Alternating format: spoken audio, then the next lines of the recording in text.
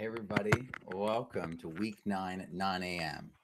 on Saturday the 19th. Got a lot of nines in there. I hope that you had a great week. I hope that you're excited about amazing food, about the succession of your food forest and your garden, and about your next growing season. Or maybe your current season. And maybe you're already planting because the frosts haven't arrived this year, and many of you are facing that. And this is why we need to create microclimates that are really resilient, because we do have changing climates. We do have crazy weather. We do have this sudden lack of frost happening. And so what is that going to do to the fruit crops that have a required number of chill days? Well, we're going to see really most likely going to see really low harvests again. And again, this goes right into the whole idea of there being crop failures continuously. I was just listening to Zach Bush. Someone posted that in our group, a talk he gave. He's really focused on soil. We've talked about how there's only 45 to 50 harvests left of soil on the earth, in the topsoil. And he talks about fertility and about how the numbers have been for several years now. And they haven't updated the numbers, but those numbers will be coming soon. But it's 1 out of 3 and 1 out of 4, 1 out of 3 men and 1 out of 4 women are sterile in the United States. And they expect that number to keep increasing, and not just like, autism and all those other issues and problems will be increasing too. But basically, Zach Bush, this guy, that all under restoring soil, all under regenerative ag, created Restore. He's a triple board certified doctor. He's an amazing genius. He's like, unless we change course now, unless we adopt all these new practices, the trajectory is there's 70 years left of humans being able to reproduce. Which seems like people are like, oh, but that would be like the people who are sick or the people who are poor or in the wrong area or something like that. It's not the case at all. It's every family now. Every family. The highest brackets of socioeconomic are having the same exact problems as those areas that were being affected outside of, mining operations or chemical waste dumps, And so we're seeing this egalitarian drop of our ability to, or unilateral is probably a better way to put it, unilateral drop in fertility. And it's the soil that is also dropping in fertility. And then it's the plants, the fruits, the vegetables, the seeds, all of them are losing their nutritional deficiency as well. And it's all related. And everyone's seeing these little pinpoints, but they don't see the sky. And that's why you're here. You're in this course because you want to see the sky. You want to be able to understand the constellations and be able to navigate through this current situation that we're in. This current reality is wild. Don't get me wrong. I mean, people are constantly trying to compare it, trying to rationalize, and trying to just react to it to deal with it. But that's you looking to, what I mean? We're being so subjective. We need to plot the course to where we want to go and get through these breakers and get out into open water. And so that's essentially what we're training to do here.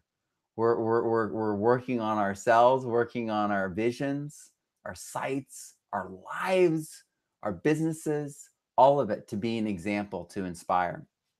So I just want to honor you for being here today, for being part of this course and community, and having that understanding to see really what needs to happen.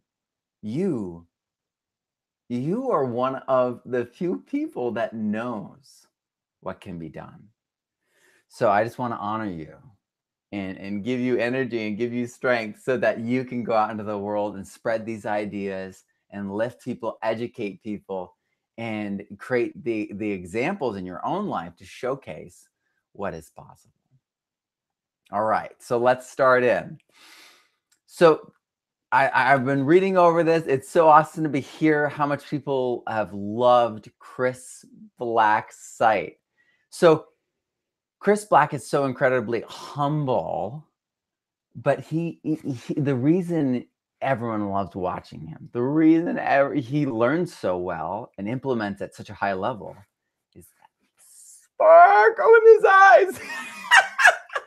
He's got so much like exuberance and excitement, enthusiasm that actually is the gas that has pushed the vehicle of his understanding so far. Oh, he's so awesome. Jean-Martin Fortier was also mentioned a lot, along with Stefan Sokobiak. Yeah, the grocery store aisles is such a good and classic concept.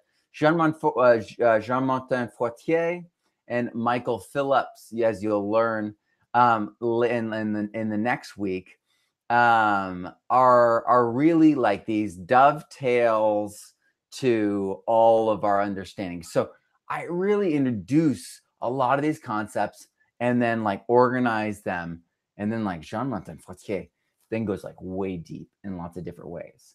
And then we see with Jonathan Pignot, either this week or next week, I can't remember which. He goes further and talks about the perennial gardening, the perennial market gardens that they're working on next. And they've been working on them for a while. So that's Quatre Temps Farms. And so there are levels to all of this. And you might get to Michael Phillips and be like, oh, this is a lot to watch. But as Peter Ellis said, it looks like a lot, but oh man, everything in it is so good.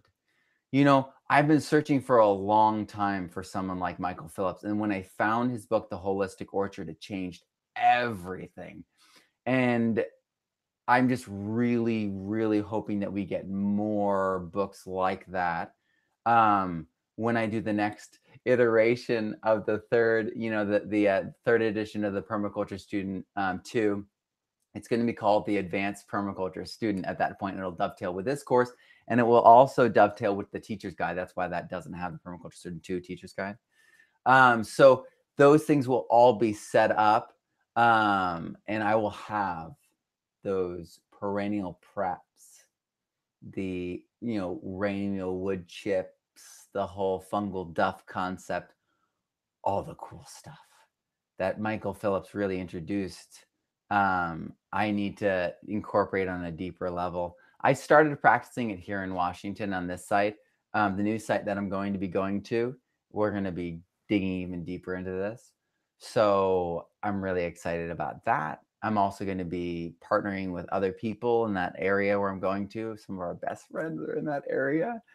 And so I'm really excited to start implementing more of it and filming it as I model it so that it'll be part of the course. So we'll have a new version of the textbook, which you will all have access to because I'll just re-upload it to week 1, right? And then we'll have new videos that'll demonstrate the new concepts from those chapters. And yes, that does mean that we'll have to do a new audiobook. And I'm going to get that nice mic this time. I'm going to get Peter McCoy. I don't know if you guys noticed, but Fungi Week, you're like, wait a second. Peter, your microphone is so nice. Your voice, it's just, yes, I want that microphone. So I'm going to do that, and then I'm going to redo the entire new version of the Permaculture Student 2 and as an audiobook. So I know that is like the hardest thing to do. It's a serious challenge. I know it. I did it already, but it has to be done. It has to be that higher quality. I'm ready to do it. I'm really excited. So So yeah, I'm so excited about all this stuff. There's so much room for growth, as Janie brought up. There's been a lot of different terminologies in different planting guilds and different arrangements over time in different biomes with different teachers, and I think the soil perspective that we have now is the linchpin, and we can vary and we can do all those things as long as we lead with the soil. So it's like, does it honor the soil? And if that remains true, then we can move into, it doesn't matter which teacher we get it from if it honors the soil and builds and fits into our management system. You know what I mean? It's like you could have crazy out of control legume trees and have that be this invasive situation and it's still building soil. But you know what I mean? We have to, of course, have all of our critical thinking hats on. But nonetheless, that's why I have the NAP, model in there, having the nitrogen fixer. I know a lot of people are like, we don't really have much nitrogen fixers here. Let me tell you, that's okay. That's beautiful. What you do is you grow annuals. You do the fall and early spring if you got a heavy winter for the like fava beans and peas. And then you chop and drop that, or you let the frost just mat it down and protect the soil like a blanket. And then during the summer, you do cowpeas. And you're like, but Matt, I never get cowpeas or seeds. Doesn't matter. You're having them work and ramp up and start the process and build the most organic matter, and it's the most nitrogen fixation. So because it's the most nitrogen fixation, you're going to have the process start earlier and faster than other legumes. So that's why it's so ideal. And you can have three sisters going. You could have the nitrogen fixation happening with, your Cherokee Trail of Tears beans, your bush beans, all sorts of things. That's great. That's all good. Do it. Make it all happen. I just want the biomass there. I want to clad your soil in organic matter again and again, which creates a completely new palette to paint on. And then that palette has the nitrogen in it at the surface level, and maybe each year it's a centimeter, but in 10 years you have, and the thing is, we are really only bound by the organic matter that we generate or bring in. So it's like, what is the limiting factor of soil growth and like our soil health, right? It really is the organic matter, because that's the food base, that's the the structure, that what I mean, that's all of it. So if we can ramp that up, and yeah, biochar would fit under this. Here Michael being like but like biochar is organic matter that has been pyrolyzed into just the carbon, and so but it's all on the spectrum, right? But all that organic matter is the limiting factor. So as you can ramp it up as much as possible, if you can bring in as much as possible, that's what you want to do. All right. So now, and I really appreciate you guys talking about your favorite fruits: peaches, figs, mulberries, figs, guavas, mangoes, peaches, apples. Awesome. And then here, let's go over here. I want to read the rest. Your favorite annual vegetable: tomato, chilies, arugula. Talking my language now. Asparagus, arugula again? No, it's just my mind. Eggplant, boot jaloke pepper. Woo! Some like it hot. Awesome. Kale. I love kale. Broccoli and Brussels sprouts. Wonderful. I love Brussels sprouts done very certain ways. We tend to, anyway. I tend to like candy mine and add cream and do all this stuff and turn them into almost a dessert. So my kids love it. Let's get to your questions. I just wanted to honor you. I just want to celebrate you all. It's wonderful to be here with you all. I am feeling better and better and better. This 2018 was like a health crisis in my life, in my family's lives. Like all of us got sick, and then my wife is still fighting cancers, but she's healing. She's in growth mode. So and we'll be talking about that journey and that whole thing through Unstoppable Enthusiasm, actually, because that's actually the main component. So yeah, I'm feeling really good. So I'm super excited to be starting 2019, feeling really good, feeling really healthy, really strong, and to be able to share that with you and send some energy out your way.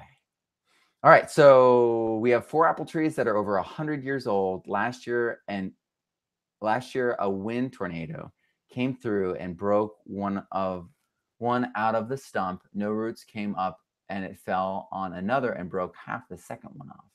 Can I graft a branch into the trunk area? If so, how would I do that?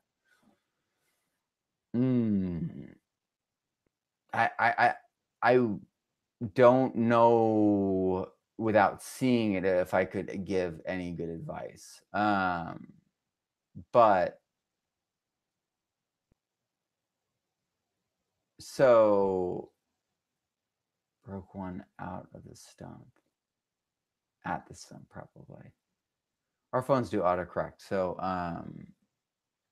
yeah, so yeah, you could probably have that tree that's a stump sprout back from its roots. Especially if you put like a wood chip ramial thing around its base right now with compost as a thin layer to feed it and draw it up with new roots. So you would do like compost a few inches, and you do ramial wood chips, and then they would just start popping up if they can. But I'm sure they will. It's probably got an amazing root system. I have faith in those old apple trees. And then the second one broke half off, graft into the trunk. I want to say I need to see and understand what it looks like, because depending on how it's broken, it's just gonna have stuff get in there, or already does have stuff in there. And even if you seal it, you're sealing fungi in there that will kill the tree. So if it was last year, I'm probably going to say that it's too late if nothing has been done strategically. You would have to probably go in there very quickly. So yeah, I worry about that second tree. But I would watch the Michael Phillips videos. He might have something in there about that, or try to contact him on Facebook. He is pretty vocal. Often about politics, though. Keep that in mind. All right, so here we go. Is it possible to help citrus trees fight off citrus greening disease naturally? I mean, it is always possible to do everything, but let us go to citrus greening disease and analyze it.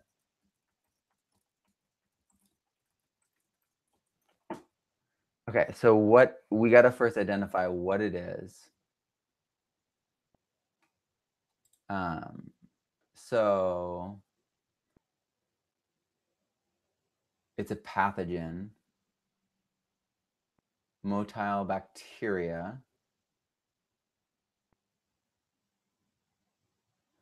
Okay, so they're passed around by bugs.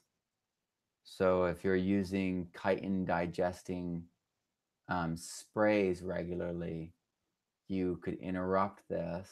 If you do the fungal duff tricks that Michael Whitman talks about next week, you can also interrupt the pest cycle.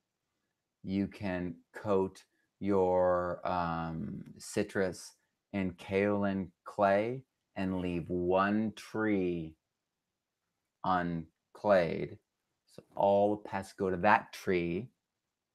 And then when their fruit drops, you can treat that.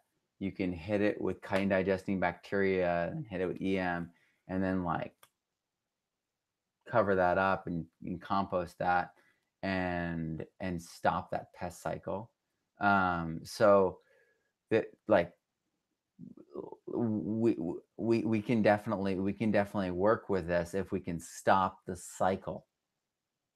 So we can raise up the immune system of the plant, sure, but at the same time, we can interrupt the cycle of the actual pests and deal with the messengers that are bringing it around, and we can block them by using things like kaolin clay and other things that are spray on that will protect the fruit, protect the plants. Um, um, but but yeah, these definitely a lot of these things are pretty darn gnarly, and it is scary. But what are they doing with the pesticides and insecticides and all those things?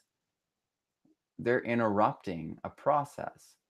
Can we do that another way? Absolutely. So so it's all about doing the work and not just cutting to an easy answer that in the end is going to cause cancer, going to cause, die-offs, going to cause, systemic problems in children, on into the future. And that's what all those chemicals and pesticides and biocides do. All right. So that was really educational. And it really is just that easy, looking up the thing, analyzing it, looking how it works. Because guess what? There's always going to be new things.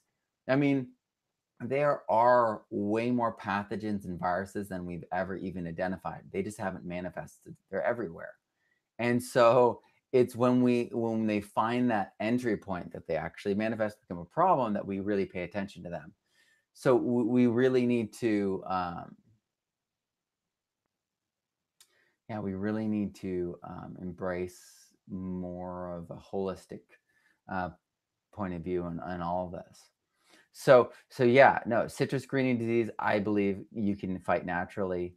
You got to interrupt that cycle just as they would unnaturally. All right. A guide to identifying plant deficiencies, pests, and diseases, and how to identify the deeper imbalances behind those pressures. Okay, so almost all of this can be found like in a single meme. And so there are like these memes out there where it shows the plant and then the leaf colors on the plant and then the different patterns of deficiency. So like some like the veins really stand out, and others it's like blotchy on the sides, and others it's like dendritic. And so all of them mean different things as far as deficiencies, pests, and diseases. And so there's tons of memes, and there has to be visual, like a field guide. And I don't create field guides. I create like these textbooks. So yeah, a field guide would be really, really powerful.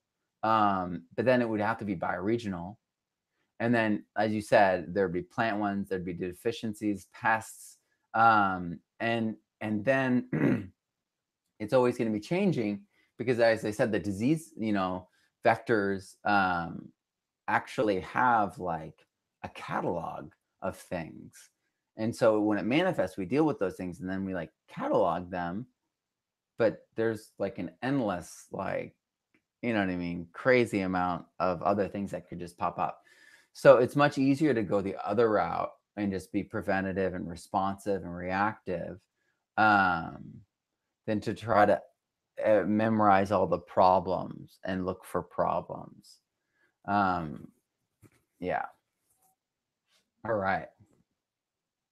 A part of my land is in the Philippines and it's quite steep. I would like to use gabions to make terraces because I think it is the best way to drain soil during the heavy rain season. Am I right? This is smart. I bet this is rich. Is this rich? Well, are you going to tell me? Nope, it's not going to tell me. All right. But Yeah, no, I think that's pretty darn genius. I think what I would do is I would do something like I would think of the gabion as a filter.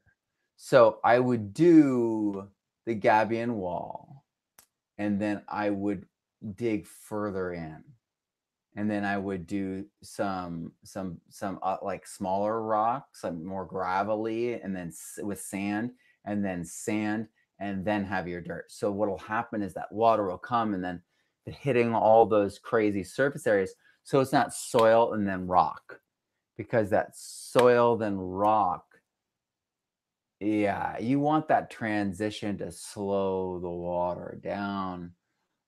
So when it meets that rock wall, there's actually less pressure, there's less force, that's slowed down more.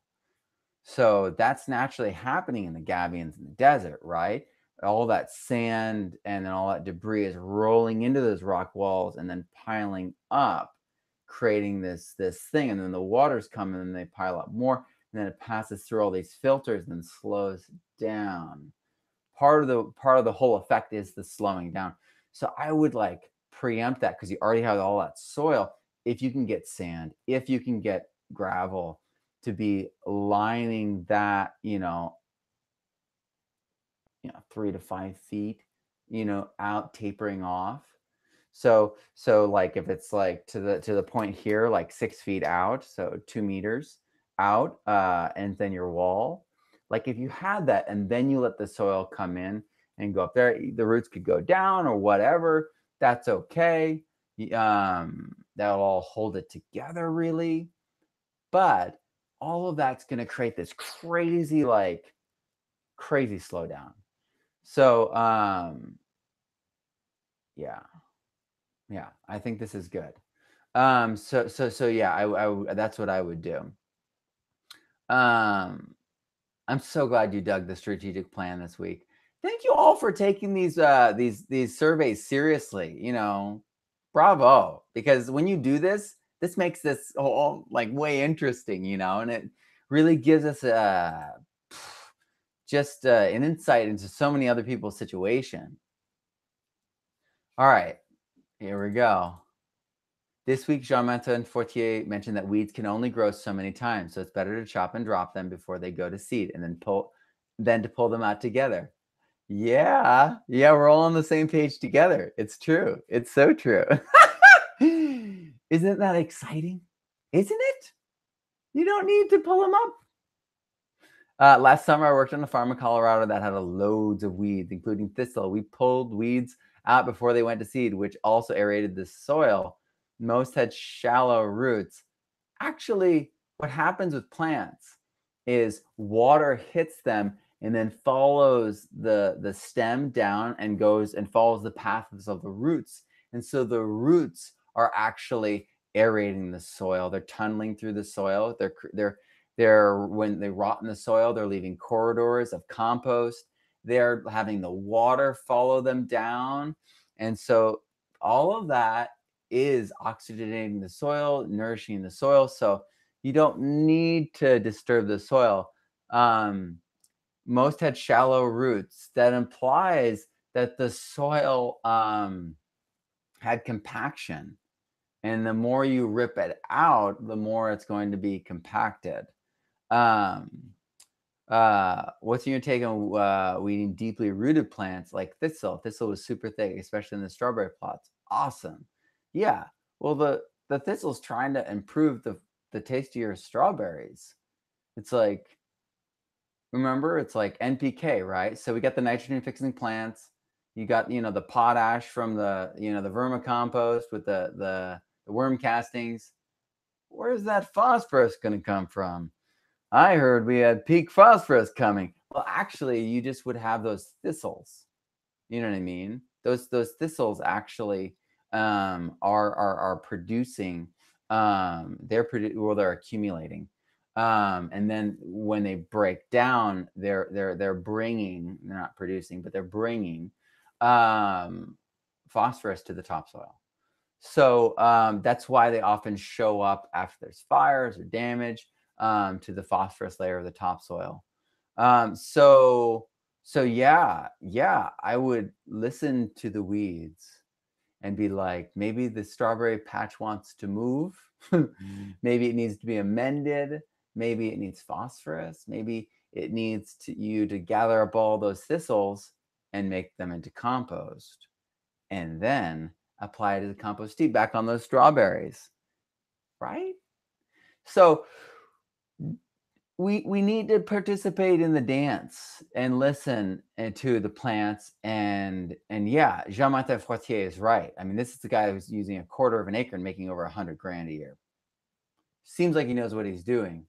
If anyone had, like, the experience working with weeds, I would say it's someone who's maxing out a quarter of an acre at 100 grand, because at that rate, I don't know any farm, like, in Colorado that's doing that. Maybe pot farms are, but not market garden farms, and that's what Jean-Martin Fortier does. So, you know what I mean? So I really, really want to honor the plant. I know you kind of got the sense that I was going there. That's why you asked the question. So yeah, absolutely. Chop and drop. And with those thistles, you guys got to go down to their base. You got to go way down to their base and cut them, maybe like right at the soil layer or a little bit below. And it works great. So I do that all the time. I have thistles in my garden right now, and I know what they're for. I'm like, spiky mulch plant. Hello, how are you? And so yeah, and obviously, if there's too many, you know what I mean, you keep chopping and dropping and rebuilding that soil. And maybe you're preemptive, and then you start bringing in compost and bringing in, you know go out and chop all the thistles around the open field over there, and then compost those in your hot compost, make some tea, and then come back with that, with the compost and the tea. You know what I mean? So you're getting the compost on top and you're watering it in deeply, making that super awesome. All right, next. I found Jean-Martin Fortier's scientific method really engaging. I also took tons of notes on Stefan Segobiak's recommendations for permaculture orchards. The idea of creating a permaculture orchard food forest is so exciting to me. I am so glad. And that's really what I want to highlight with my course, is that there are really scientific methods out there. I mean, Jean-Martin Fortier is the professional, right? He's the market gardener. Stefan Segobiak is an ornithologist. You know what I mean? Like, he is coming from a biologist perspective. So it is steeped in that, and it's wonderful. The section on planning was awesome. I'm a planner myself, and I always appreciate someone else reminding me of what's important. Oh, that's amazing. Finally, I mentioned this in my in-session comments, but I took Brett's How to Find the Perfect Homestead and absolutely loved it. That is wonderful feedback. Brett is really, really awesome. He's kind of like a subtle guy, but his information is so rich that you kind of have to watch his videos multiple times, because there's a lot there. So thank you so much for mentioning him. It was super helpful, since I'll be starting my research for land when I get back to the US next month. I watched every single video again via your course, and I end up catching points that I'd missed the first time around. It's amazing. It's like we're on the same page. So total winner for me. Thanks. Brett is the person who recommended to me that I take your course. I'm so glad he did. Awesome. And everyone in this course has the opportunity to be an affiliate. So we have over 130 affiliates in our program. It's a 50-50 split. And Brett is one of our earliest affiliates. He's someone who jumped in, who believed in what we were doing, who added his ebook to what we were offering in this course when we were doing this as part of a Kickstarter. So he's been in this with me from the beginning. So Brett is really incredible. And Brett's example, I mean, he's brought a lot of people into this course. And that's really, like, and everyone's kind of like said that, they've expressed how awesome it's been to be invited into this course, into this community. And you can be that in your own community and in your own way. and you could be having seed parties and movie nights at your house, and maybe starting a community center. All these options are open. We're in the Regenerative Entrepreneurs and Experts course, and even in the Advanced Permaculture Student Online's APDC proposals and projects section, people are launching permaculture education centers using my materials, my courses, so that they have everything they need. And we're creating templates, and we're going to be coaching people how to do it. So there's a whole lot of potential coming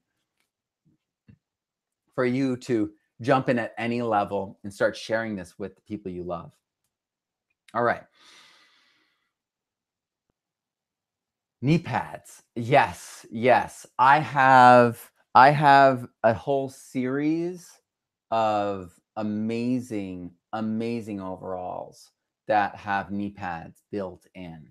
And I rarely talk about them, but they are really incredibly important. Awesome. Sweet. Here we go. Do you know of any particular insect, plant, microscopic organism, or beneficial fungi that inhibits or consumes, gets rid of Phytophthora infestans in tomato? Well, let's see what it's made out of. Right? I mean, let's do this.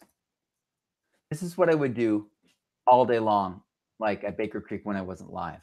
I would just look up like, oh, it's a water mold. Yeah, you can take that out with chitin digesting bacteria since it's made of chitin. So that is super easy to take care of. So just have fungal dominant compost, you know what I mean? Have it digest fungi, so it's chitin digesting. You know, add some insect frass in there, and nail it. And then and I would add bacterial food, so I'd be adding molasses to ramp those bacterial side up because chitin digesting bacteria. But it's not feeding on sugar; it's feeding on chitin. Yeah. So forget the molasses actually, because it's on the other spectrum. So yeah, forget that. But yeah, no, I would do frass. I would do. I mean, people are taking conchs, like just like the polypore mushrooms off of trees, you know, rotting wood and all that. They're taking those and putting them in water and capping it and leaving it for a month. And the bacteria that breaks it down is chitin digesting bacteria. It's stinky and gross and everything, and you got to be careful with that. But people are doing it that way even, and I don't recommend that. But I do recommend us using insect frass. I do recommend us using fungi and breaking that down. And then what broke it down was the thing that you're going to scale up and spray. So yeah, no, that's what you would do. Mini swales in your story, your first garden. Yeah, thanks. I'm glad you like that.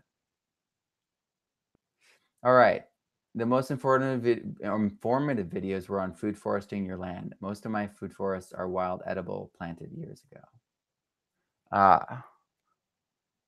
A lot of people tend to see my gardens and go, whoa, you're mixing perennials and annuals and different pHs. And whoa, you're all over the place, Matt. And that's because my soil is really healthy. I focus on the soil so that I can bend rules. Because it's just the truth. It's like if you have really healthy soils, you got all this wiggle room and play. You've got a microclimate of bounce down there. All right. Are any thoughts about creating a food forest with a mature oak and hickory forest? That is a food forest. Mature oaks and hickory. Yeah, I mean, hickory nuts are edible, right?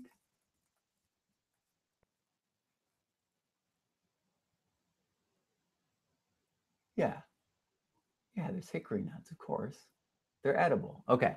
Right. That's what I thought. I just want to double check. Don't want to sound crazy. But no, oak is as well. I'll go get the article. Hold on. Let's see if it's right here. I wrote an article on this. So it's got to be one of these, right?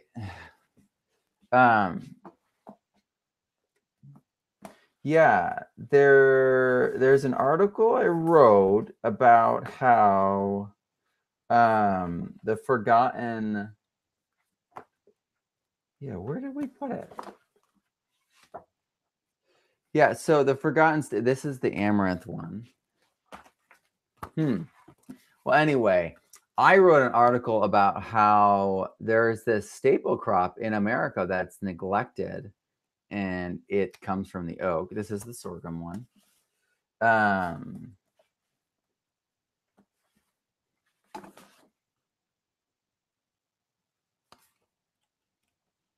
Oh, this is the squash one. If you've noticed, I've been doing I've been doing like the three sisters basically in article form. Well, I did an article on acorns, and I did it with someone who's living off the land in California in an area that's basically not getting the rain it needs. It's not getting the frost it needs, and so it's really kind of scary. But he's making it work. He's living off the land completely, and they're generating their own. They're generating their own electricity, their own fuel.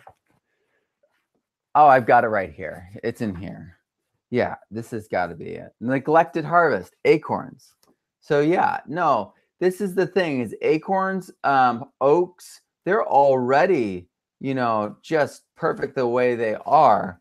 So find this article, check this article out, and this article has everything to get you started on seeing that forest around you of oak and hickories already as an indigenous food forest that is there ready, waiting, and excited for you to participate in it. So, a mature oak and hickory forest is a mature food forest that has already been created, and you are literally moving in to an already created paradise. And this is really exciting because you have all this indigenous history, all this cultural, amazing practices to get steeped in. So I really recommend checking out the videos with Bruce Steele in this course, further on in this course, to dive into the mighty oak. And then hickory, we'll have to do a video on hickory at some point. I could use some of the oaks for the mushroom project that will occur beneath a pine thicket. Yeah, you could thin things out, and you could do an understory, add some berries in there, and you could do some mushroom stuff with the thinnings.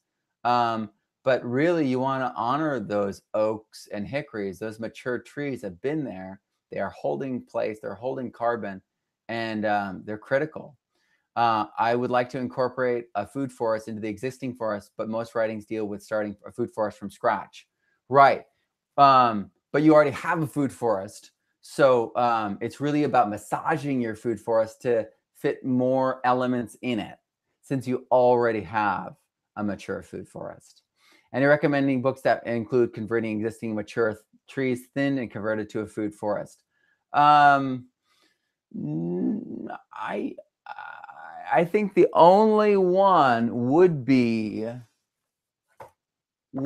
I think this one, Farming the Woods. This is really excellent. And I think this talks about creating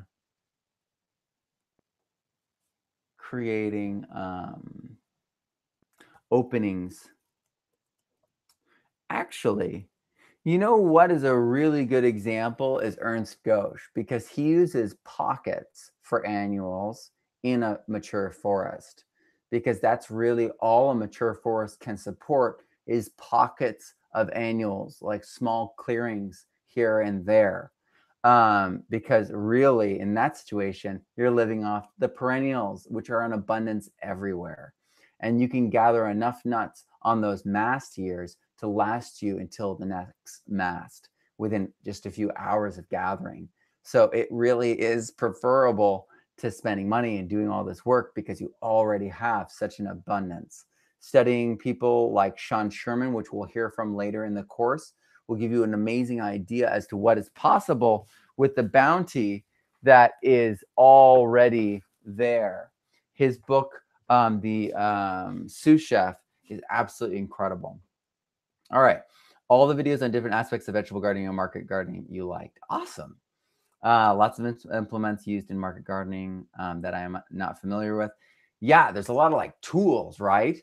But it really gives you an idea of what they're doing to stay within the ethical bounds, but start using tools to speed up so that they can have one person do a larger amount of land. And this is how they're scaling and able to serve a larger amount of people and able to have a smaller piece of land as well serve a larger amount of people. So it's really cool that that all this like mini technology and innovation, mostly coming from my friend that I've met at MOA, Four Seasons gardener. I can't remember your name right now. Anyway, he's the father of organic gardening in many ways. Can't remember. Can't blanking on his name here. And then someone would like to see a section on propagation with in-depth info. So I'll be doing more of that. The place we are moving to has greenhouses. So we'll be doing in-depth greenhouse propagation from annuals to perennials, you name it. Many ways, what you see of the course right now is part 1. And part 2 is going to be filmed 2019 when we move onto our own farm and we finally start our own homestead and we go full holistic level instead of gardening and select things because we've been always on other people's property. And it's about to change. So we've got really exciting things coming up. So we're going to be diving in deep into all of this, and we're going to be discovering new things, sharing new things. It's funny. We've had discussions about how there needs to be more videos in the world for having high water tables and dealing with really wet regions.